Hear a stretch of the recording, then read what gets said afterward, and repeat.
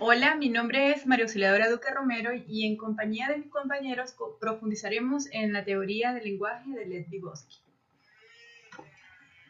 En los últimos años se ha manifestado un creciente interés por la contribución de la obra de Lev Vygotsky a la psicología y a la educación. La concepción que él tuvo de la historia y el empleo que hace de ella en relación con la ciencia y la psicología merecen considerar seriamente sus ideas.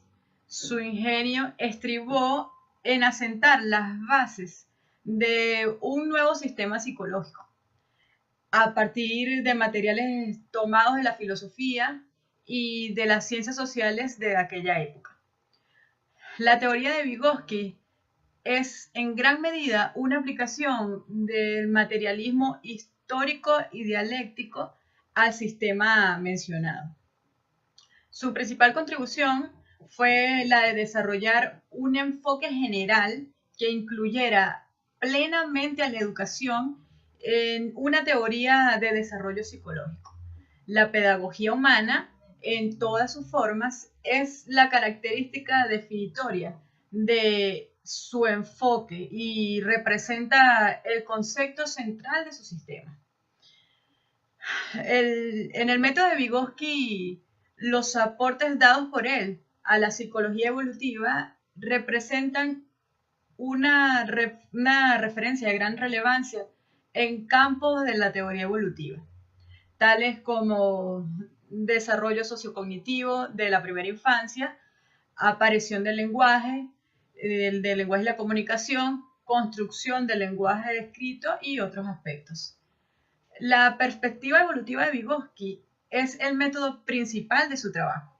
Señala que un comportamiento solo puede ser entendido si se estudia sus fases, su cambio, es decir, su historia.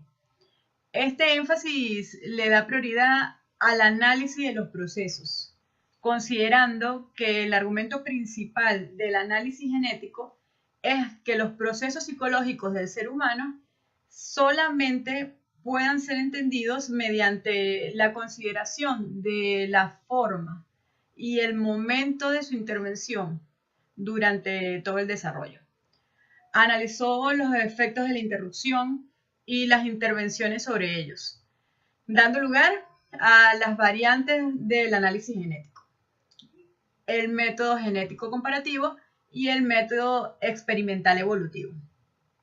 La concepción de desarrollo sería incompleta sin la distinción y articulación de los 4 ámbitos en que aplicó su método genético. El primero es el filogénico, desarrollo de la especie humana. Vygotsky se interesa por las razones que permiten la aparición de funciones psicológicas exclusivas al ser humano, funciones superiores. 2 es histórico sociocultural, señala que este ámbito es el que engendra sistemas artificiales complejos y arbitrarios que regulan la conducta social. Y el tercero es el ontogénico, que representa el punto de encuentro de la evolución biológica y sociocultural, y microgenético, que vendría siendo el último, que es el desarrollo de aspectos específicos del repertorio psicológico de los sujetos, que persigue una manera de estudiar en vivo la construcción de un proceso psicológico. Muchas gracias. Mi nombre es Rosmar Ruiz y mi punto a tratar es la interacción entre el aprendizaje y el desarrollo, que son concesiones entre la relación del aprendizaje y el desarrollo. Además, pueden reducirse a 3 posiciones teóricas. En la primera posición, el aprendizaje como proceso puramente externo no se encuentra incluido de manera activa en el desarrollo, y Piaget trata de entender la tendencia del pensamiento del niño de una forma pura e independiente del aprendizaje. En resumen, el aprendizaje forma una estructura por encima del desarrollo, dejando el desarrollo inalterable. En la segunda posición, se desarrollan como dominios los reflejos condicionados y el aprendizaje se encuentra completamente unido al proceso de desarrollo. Al reducir el aprendizaje, se reduce la producción de los hábitos, y al reducir el desarrollo, se reduce la acumulación de respuestas posibles. Entre la primera posición y la segunda, existe una diferencia, que es la relación temporal. En la primera posición, los ciclos evolutivos preceden al aprendizaje, y en la segunda posición, ambos procesos se dan en simultáneo y coinciden en todos los puntos. En la tercera posición, se trata de anular los extremos de las anteriores afirmaciones combinándolos entre sí, y surgen tres nuevos aspectos. Entre ellos, el proceso que constituye el desarrollo, que sean mutuamente dependientes e interactivos, y el proceso de maduración, que prepara y posibilita un proceso específico de aprendizaje. Y el tercer y último aspecto es el extremo por el que se atribuye al aprendizaje en el desarrollo del niño. Para concluir, el aprendizaje, como toda actividad, depende del material con el que se opere. El desarrollo del conocimiento es el desarrollo de un conjunto de habilidades independientes y particulares. Gracias. Gracias. Soy Ángel Rodríguez y formo parte del equipo número 5 de la asignatura Psicología del Pensamiento y del Lenguaje. En esta oportunidad voy a cerrar con la presentación de mis compañeras con el tema teoría del lenguaje de Vygotsky, pero con sus aplicaciones a la psicología. Bien, quisiera comenzar con una reflexión asociada con el trabajo que realizó Lev Vygotsky a lo largo de su corta vida. Para comprender el lenguaje de los otros, no es suficiente comprender las palabras, es necesario entender su pensamiento. Lev Vygotsky, psicólogo ruso. Bien, dentro de la teoría del lenguaje de Vygotsky y sus aplicaciones a la psicología, él se basó todo su marco teórico en referencia a su teoría sociocultural. En primer lugar, reformula la psicología tradicional por una aplicada a lo cognoscitivo y a lo social, replanteando de esta manera la teoría del aprendizaje.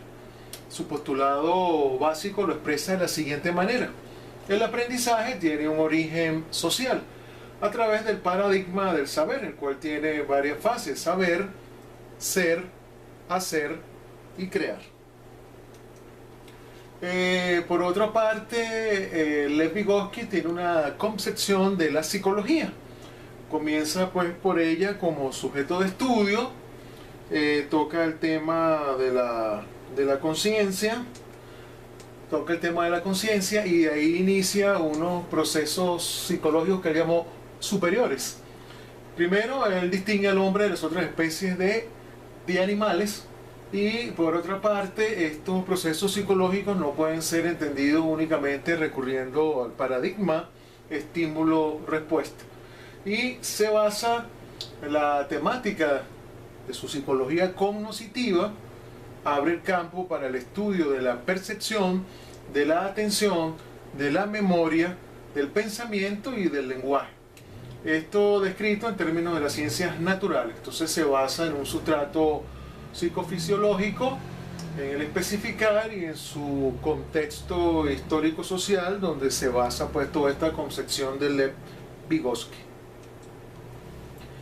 Por otra parte, dentro de las aplicaciones son muy amplias, simplemente voy a reseñar algunas de ellas. Está el interesante campo de la psicopedagogía, está otro campo de interés que es la psicología clínica, también podemos citar la psicología evolutiva, el desarrollo humano, y todo esto tiene que ver con los trastornos del lenguaje, los cuales están formados por, entre algunos por citar, la disfasia, la dislexia y la afasia. La disfasia, trastorno que obstruye la capacidad del niño para desarrollar sus habilidades del lenguaje. La dislexia, trastorno que no solamente dificulta el habla, sino también la escritura, la lectura y la ortografía. Y la afasia, trastorno causado por lesiones en la zona del cerebro que controla el lenguaje. Y para concluir, el profesional de la psicología que aborde estos casos o cualquier otro de esta área ha de tener una base de conocimientos. Por eso es que Lev Vygotsky pues, nos aporta esa comprensión del lenguaje y el pensamiento, y no solo la evaluación de los mismos, sino que consiste en procedimientos y técnicas de evaluación psicológica para poder llegar al niño y detectar todos estos trastornos. Además del conocimiento de los trastornos relevantes según el caso y técnicas de intervención adecuadas para su mayor efectividad. Y a todo lo largo de este proceso, el psicólogo debe optimizar todos sus recursos, logrando un trabajo profesional de acuerdo con los estándares éticos y científicos. Muchas gracias y somos el equipo número 5.